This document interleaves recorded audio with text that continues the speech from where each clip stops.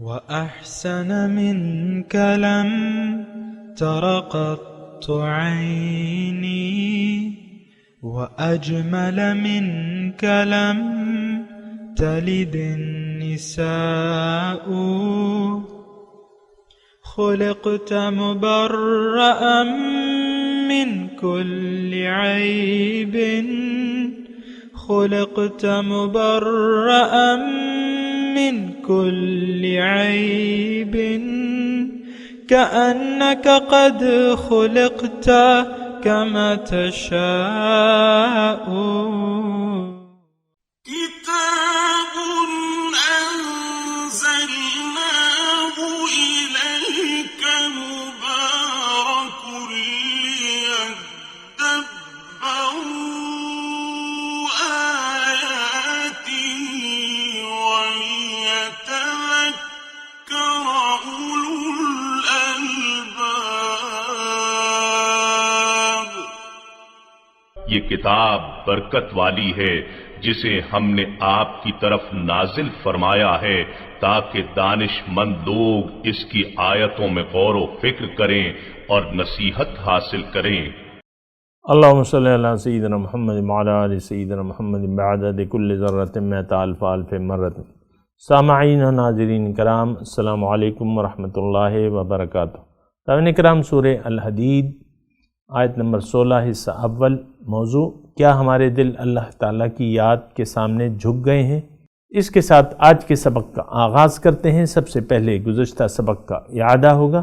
فَالْيَوْمَ لَا يُؤْخَذُ مِنْكُمْ فِدْيَةٌ وَلَا مِنَ الَّذِينَ كَفَرُوا مَأْوَاكُمُ النَّارُ هِيَ مَوْلَاكُمْ وَبِئْسَ الْمَصِيرُ۔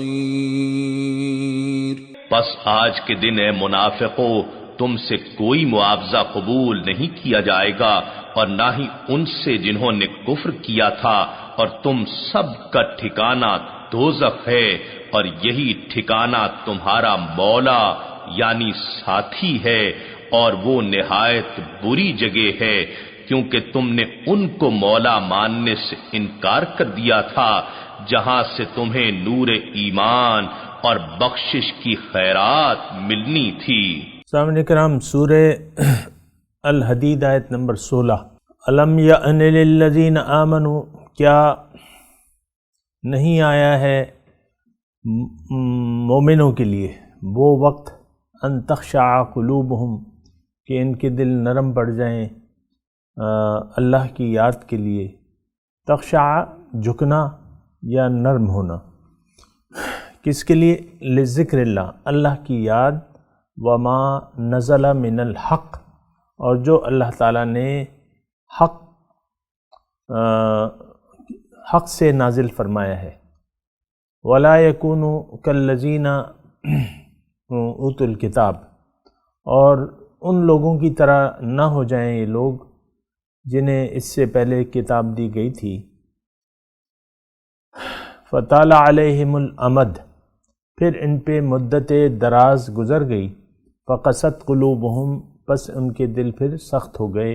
وکثیر منہم فاسقون، اور اکثر ان میں سے نافرمان ہیں۔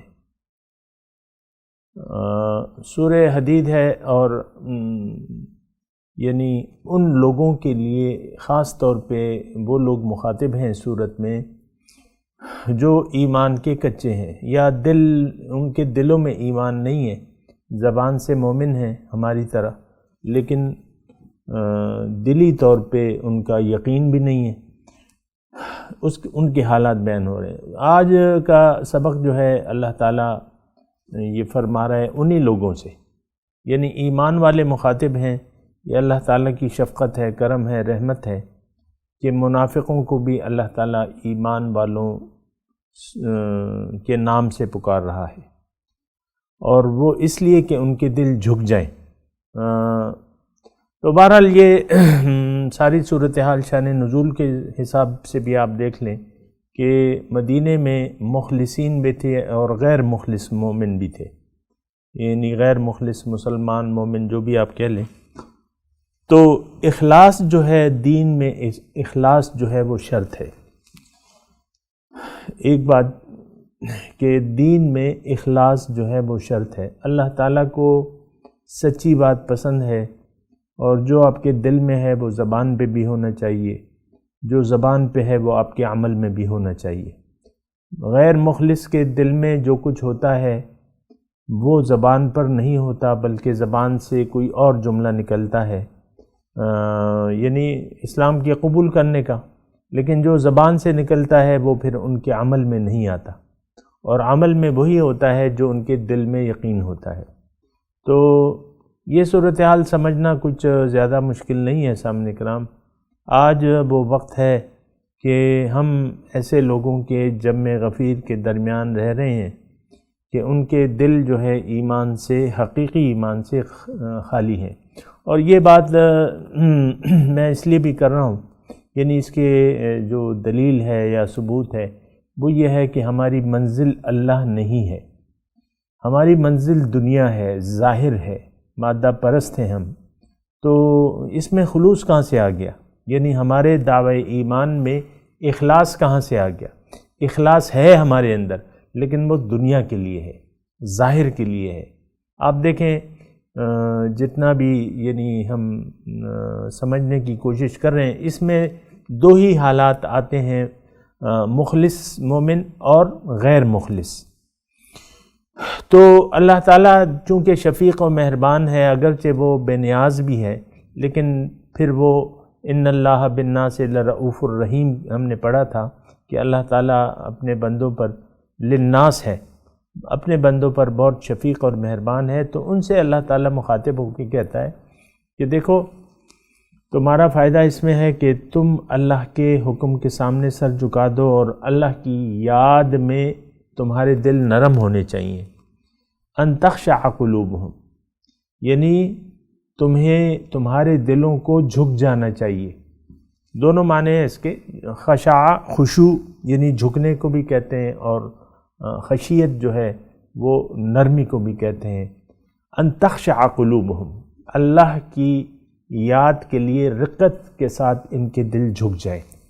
اگر معنی ہم ایسا اصطلاحی کریں گے نا کہ اللہ کی یاد میں کے لیے رقت کے ساتھ ان کے دل جھک جائیں. اب دیکھیں اگر ایسی کیفیت ہوتی ہے پھر یہ ہوتا ہے کہ دین سمجھ میں آنے لگتا ہے، دین سمجھ میں آنے لگتا ہے، اور دین پر عمل کرنا بھی آسان ہو جاتا ہے، کیونکہ رقت قلب جو ہے وہ یعنی اس کیفیت میں عمل کرنا آسان ہو جاتا ہے. اپنی نفسانی خواہشات کے خلاف عمل کرنا جو ہے وہ آسان ہو جاتا ہے. یہ بات ذرا نوٹ کر لیں. یعنی اگر آپ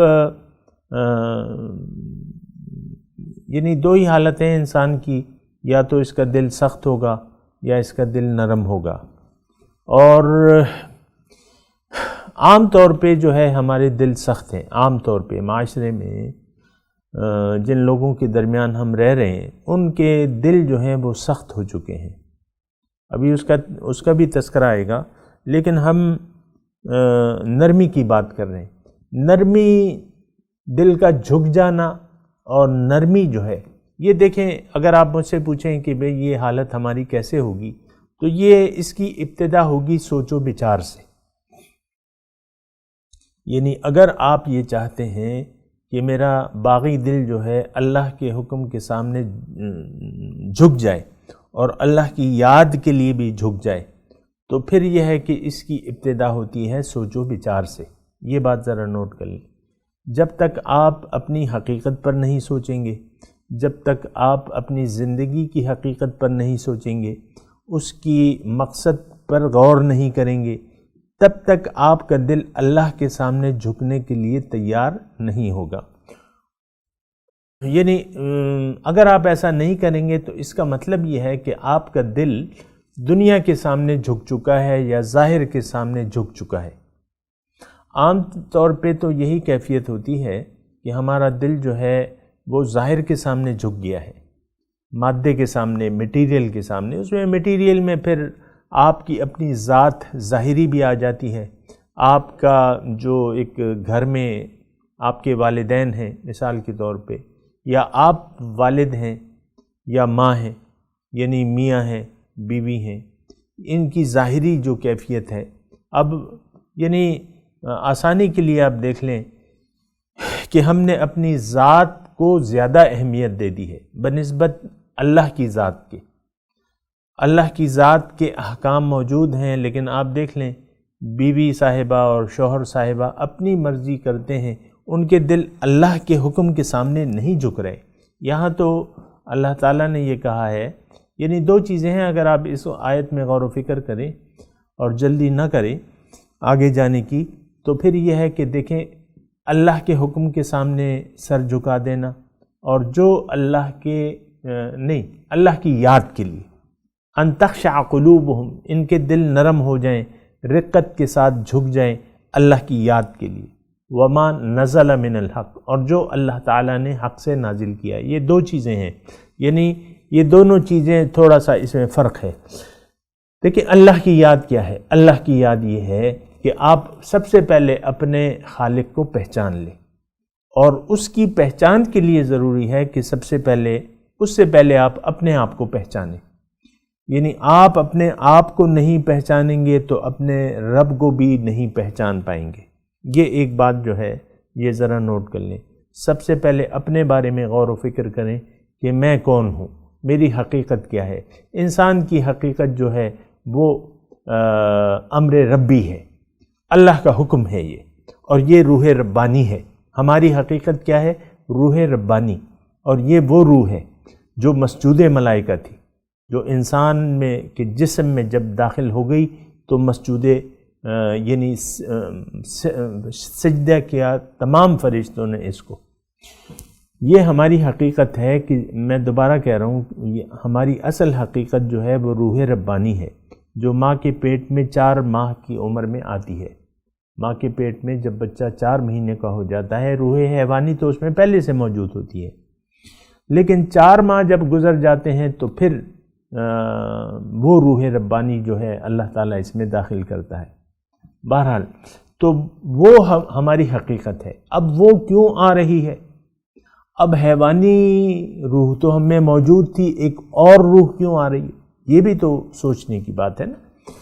تو حیوانی روح جو ہے وہ تو پھر اگر صرف حیوانی روح ہوتی تو پھر ہم تو عام حیوانوں کی طرح ہوتے، عقل اور سوچ و بچار اور یہ ساری چیزیں نہ ہوتی، لیکن اللہ تعالیٰ نے ہمیں وہ روح ربانی بھی ہمیں عطا فرمائی ہے۔ ہمارے یعنی روح حیوانی کے ساتھ ہم میں روح ربانی بھی ہے، اور وہ روح ربانی جو ہے وہ قیمتی چیز ہے،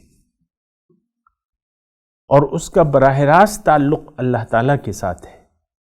جیسے کہ آپ کہتے ہیں کہ انا للہ، ہم اللہ کے ہیں۔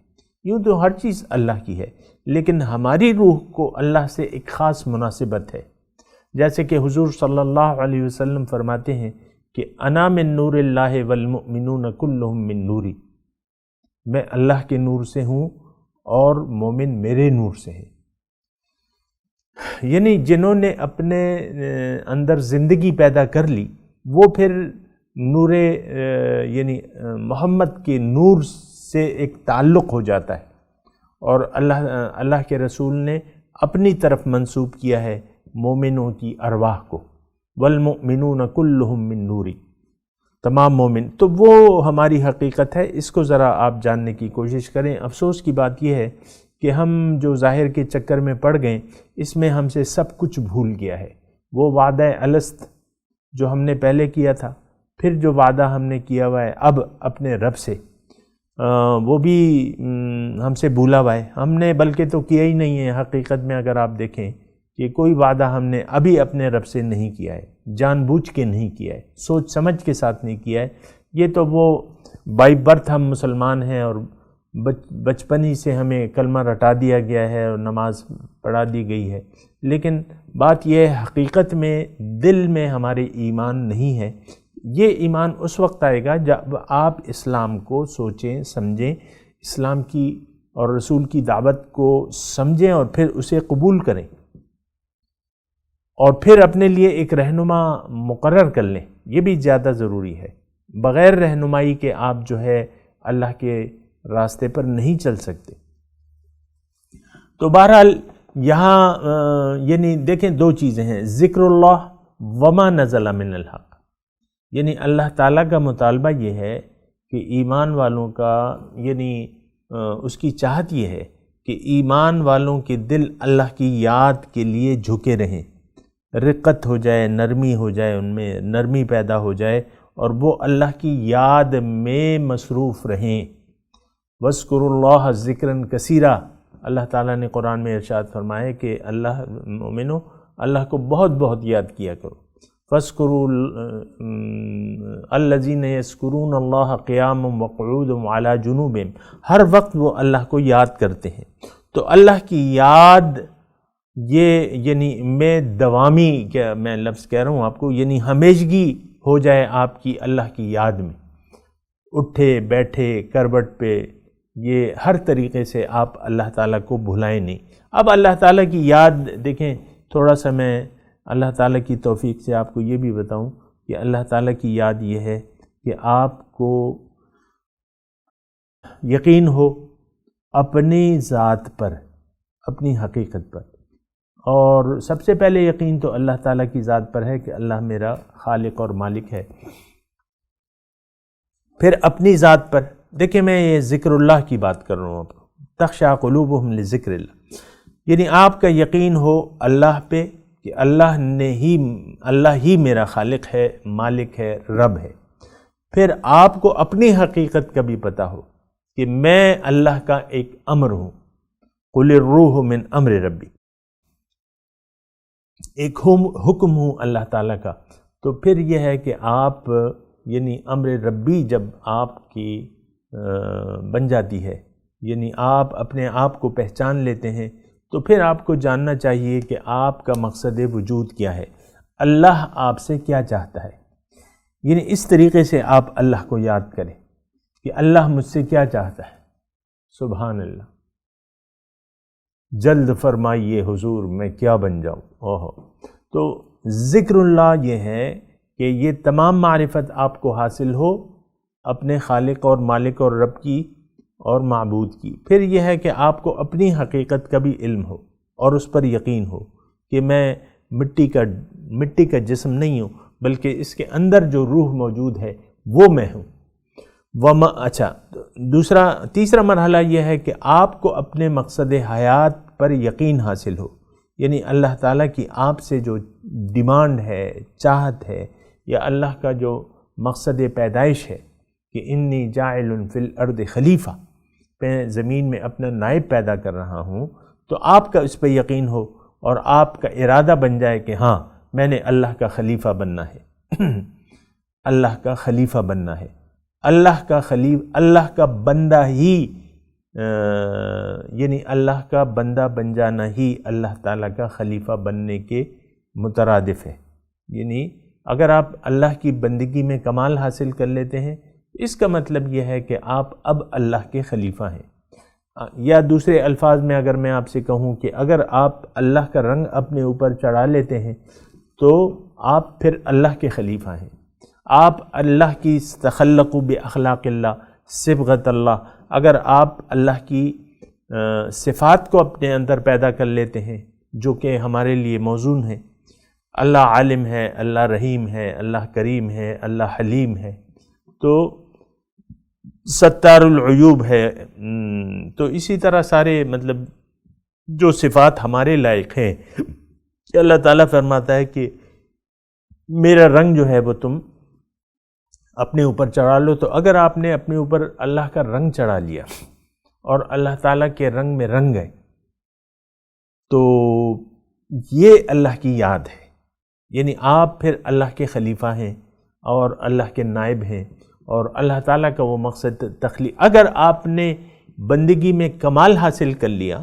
سادہ الفاظ میں کہہ رہا ہوں سامنے اکرام، زیادہ اس میں کوئی وہ نہیں ہے، یعنی کوئی بیچ میں کوئی لمبا مضمون نہیں ہے۔ اگر بندگی میں آپ نے کمال پیدا کر لیا اور اللہ کی یاد میں آپ مست رہنے لگے، تو یہ اللہ تعالیٰ کی یاد ہے، یہ اللہ تعالیٰ کی یاد ہے کہ آپ نے یہ مضمون، یہ سبق یاد کر لیا کہ میں نے تو وہ کرنا ہے جو اللہ چاہتا ہے۔ میں نے تو وہ کرنا ہے دنیا میں جو اللہ چاہتا ہے، رضائے الہی میرا مقصود ہے، رضائے الہی میرا نصب العین ہے۔ تو بہرحال تو یہ ذکر اللہ ہے، یہ اللہ کی یاد ہے۔ اور یہ جو ہم ذکر اللہ کہتے ہیں زبانی طور پہ، بعض لوگ سمجھتے ہیں، انہوں نے ذکر کا معنی جو ہے وہ محدود کر دیا ہے۔ دیکھیں ذکر کا معنی، اللہ کا ذکر، اس کا معنی محدود نہیں ہے، بلکہ اس میں بڑی وسعت ہے، اور جو وسعت میں نے آپ کو بیان کی ہے وہ حقیقی ذکر اللہ ہے۔ اور اگر آپ کہیں کہ ایک جملے میں بیان کرو ذکر اللہ، تو میں یہ آپ کو یہ کہوں گا کہ جس مقصد کے لیے اللہ تعالیٰ نے آپ کو پیدا کیا ہے، زندگی کے کسی بھی وقت، کسی بھی مرحلے میں آپ اس سے غافل نہ ہو، یہ ذکر اللہ ہے۔ ہر وقت آپ کو وہ یاد رہے، وہ مقصود یاد رہے، وہ کام یاد رہے جو آپ نے کرنے ہیں، وہ کام یاد رہے جو اللہ نے آپ سے ڈیمانڈ کر رہے ہیں۔ تو وما نزل من الحق، وہ ذکر اللہ ہو گیا۔ اب اس کی یاد کو عملی طور پہ اپنانے کے لیے کیا ہے؟ وہ اللہ کی چاہت ہے، جو اللہ تعالیٰ نے قرآن کے ذریعے اپنی بتائی ہے کہ تم نے زندگی کیسے گزارنی ہے۔ فَإِمَّا يَأْتِيَنَّكُم مِّنِّي هُدًى فَمَن تَبِعَ هُدَايَ، اتباع ہدایت جو ہے یہ وما نزل من الحق ہے۔ اتباع ہدایت، اتباع رسول، یہ وما نزل من الحق، رسول بھی تو اللہ تعالیٰ کی طرف سے آئے ہیں، رسول کا اسوہ حسنہ بھی اللہ کی مرضی کے مطابق ہے، عین مطابق ہے۔ اللہ کے رسول کا اسوہ حسنہ جو ہے وہ بھی اللہ نے اتارا ہے۔ اچھا، تو یہ دو چیزیں ہیں، الم یأن للذین آمنوا ان تخشع قلوبہم لذکر اللہ۔ اب یہ دیکھیں ان الفاظ کو اگر آپ اپنے لیے سمجھیں، ظاہر ہے یا تو ہم مخلص ہیں، یا تو ہم اللہ کی بندگی میں ہم نے کمال حاصل کیا ہوا ہے، یا نہیں کیا ہوا، یا غیر مخلص ہیں۔ یہ گروہوں کو تو تھوڑا سا مطلب میں آہستگی سے یہ بات کہہ رہا ہوں کہ دیکھیں اس وقت تو دنیا دو گروہوں میں تقسیم ہے۔ ایک تو مخلصین ہے، جو اپنے مقصود کو بھی جانتی ہیں، اپنی منزل اور اپنی راستے سے بھی آگاہ ہیں، اور وہ اللہ کے راستے پر سرپٹ دوڑ رہے ہیں، یہ مخلصین ہیں۔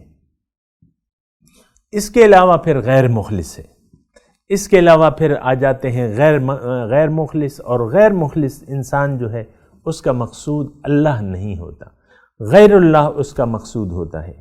اب وہ حقیقت میں دنیا کا طالب دنیا ہے۔ وہ اگر آپ مجھ سے یعنی بالکل سچ پوچھیں نا، تو غیر مخلص شخص جس کو یہاں منافق اللہ تعالیٰ نے منافق کے نام سے کہا گیا، وہ اصل میں طالب دنیا ہے، وہ طالب مولا نہیں ہے۔ تو طالب مولا جو ہے وہ مطلب وہ مخلص ہے، جو طالب دنیا ہے وہ غیر مخلص ہے۔ لیکن دیکھیں ان دونوں صفات میں فرق ہے۔ اگر آپ طالب مولا نہیں ہیں تو پھر آپ طالب دنیا ہے، خواہ کسی درجے میں بھی ہوں، اس سے مجھے کوئی غرض نہیں ہے، کسی درجے میں بھی ہوں اس سے مجھے کوئی غرض نہیں ہے، لیکن مجھے غرض اس سے ہے کہ آپ طالب دنیا ہیں۔ آپ نے یہ دیکھنا ہوگا، خود اپنے دل سے پوچھ لیں آپ طالب دنیا ہیں یا نہیں ہیں۔ اور بعض لوگ ایسے بھی آتے ہیں سامنے کرام مجھ سے پوچھتے ہیں کہ ہمیں کیسے پتہ چلے گا اپنے اسلام کا، دین کا، یہ وہ۔ تو یہ ساری چیزیں جو ہیں آج کے مضمون میں اللہ تعالیٰ نے آسان کر دی ہیں کہ تم دیکھ لو، تمہارا دل جھکا ہوا ہے رقت کے ساتھ اللہ تعالیٰ کے سامنے اللہ کی یاد کے لیے جھکا ہوا ہے یا نہیں جھکا ہوا۔ آپ خود اپنے دل کی سختی کا اندازہ کر سکتے ہیں۔ یقیناً ہر شخص جو ہے یعنی اللہ تعالیٰ نے اسے اتنی عقل، اور یعنی انسان نرا جانور تو نہیں ہے نا، اس کے ساتھ عقل سلیم اللہ تعالیٰ نے اس کو دی ہے، اور سوچنا سمجھنا اس کے ساتھ لگا ہوا ہے۔ تو آپ جانتے ہیں، آپ خود اپنا احتساب کریں کہ میں کہاں پر کھڑا ہوں، آیا میں طالب دنیا ہوں حقیقت میں؟ دیکھیں حقیقت میں کہہ رہا ہوں، بعض لوگ جو ہے دعوی ایمان کے ساتھ جو ہے وہ طالب دنیا ہوتے ہیں، جیسا کہ آج عام لوگوں کی اکثریت جو ہے وہ طالب دنیا ہے۔ تو اللہ تعالیٰ یہاں فرما رہا ہے کہ کیا وہ وقت نہیں آیا ہے؟ یقیناً وہ وقت آ گیا ہے۔ دیکھیں جب تک اللہ کی طرف سے یعنی ہدایت نہ نازل ہو جائے، یا ہدایت لے کے پیغمبر نہ آ جائے، یا ہدایت موجود نہ ہو، اس وقت تک تو وہ وقت نہیں آ سکتا کہ ہمارے دل جھک جائیں اللہ تعالیٰ کی یاد میں۔ لیکن جب رسول کریم آ گیا، میں اپنی یعنی دیگر امتیں تو تھیں، وہ تو گزر گئیں، ابھی ان کا تذکرہ آئے گا، لیکن جب ہمارے رسول کریم ہمارے لیے آ گئے، اور وہ آج بھی یعنی ان کی رسالت کا دور تا قیامت جاری اور ساری رہے گا۔ ان کی رسالت کا دور جو ہے وہ تا قیامت، ان کے فیوزات و برکات جو ہیں وہ تا قیامت مومنین کے لیے جاری رہیں گے۔ ان کا تا قیامت اپنے بعد آنے والوں پہ، یعنی رسول صلی اللہ علیہ وسلم کا اپنے بعد آنے والوں سے تا قیامت رابطہ رہے گا۔ ابھی مضمون جو ہے رہتا ہے، اللہ تعالیٰ کی توفیق سے اگر چاہا اللہ تعالیٰ نے تو اگلے درس میں اس پہ بات کریں گے۔ ابھی میں تلاوت کرتا ہوں، میرے ساتھ دہرائیے۔ اعوذ باللہ من الشیطان الرجیم، بسم اللہ الرحمن الرحیم۔ الم یأن للذین آمنوا ان تخشع قلوبهم لذکر اللہ وما نزل من الحق ولا يكونوا كالذين اوتوا الكتاب من قبل فطال عليهم الامد فقست قلوبهم وكثير منهم فاسقون۔ اب ترجمہ سنا دیں۔ الم یأن للذین آمنوا، کیا نہیں آیا ہے مومنوں کے لیے وہ وقت، ان تخشع قلوبہم لذکر اللہ، کہ ان کے دل رقت کے ساتھ جھک جائیں اللہ کی یاد کے لیے، وما نزل من الحق، اور جو اللہ تعالیٰ نے حق کے ساتھ نازل کیا ہے، ولا یکونوا کالذین اوتوا الکتاب من قبل، اور یہ نہ ہو مانند ان لوگوں کی جن کو کتاب دی گئی ہے اس سے پہلے، فطال علیہم الامد، تو مدت دراز گزرنے کی وجہ سے ان کے دل سخت ہو گئے، فقست قلوبہم، ان کے دل سخت ہو گئے، وکثیر منہم فاسقون، اکثر ان میں سے فاسق ہیں۔ اب ان آیات کی تلاوت اور ترجمہ۔ أَلَمْ يَأْنِ لِلَّذِينَ آمَنُوا أَن تَخْشَعَ قُلُوبُهُمْ لِذِكْرِ اللَّهِ وَمَا نَزَلَ مِنَ الْحَقِّ وَلَا يَكُونُوا كَالَّذِينَ أُوتُوا